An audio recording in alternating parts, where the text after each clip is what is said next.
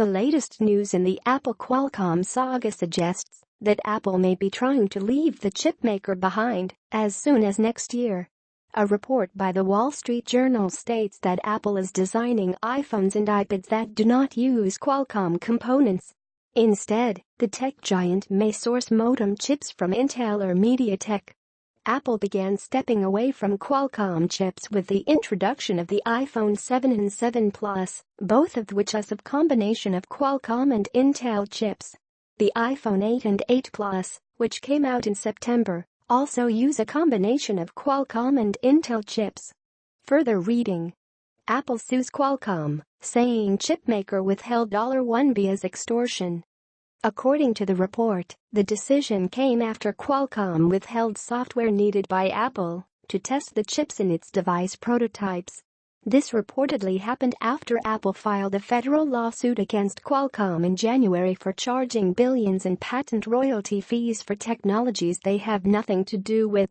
The dispute continued to escalate into 2017 when Apple stopped paying licensing revenue to iPhone manufacturers, which resulted in no payments for Qualcomm. The chipmaker then filed several patent infringement suits against Apple and attempted to ban iPhone sales in the US.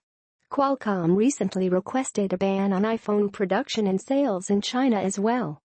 Qualcomm is quoted in the report as saying that its chip that could be used in a new iPhone has already been fully tested and released to Apple, and that the company is committed to supporting Apple's new devices. Qualcomm currently holds 50% of the standalone modem chip market. Both Intel and MediaTek stand to gain a larger piece of that market if Apple decides to diversify its modem chip supply. Currently, MediaTek has a 25% share and Intel has just a 6% share. There's no guarantee that iPhones and iPads and Qualcomm chips will be introduced next year. Apple reportedly has until June to finalize its modem chip suppliers. However, that would be pushing it close to the traditional September shipping timeframe for new iPhones, and even closer to the debut of a new iPad Pro, which could come as early as next summer.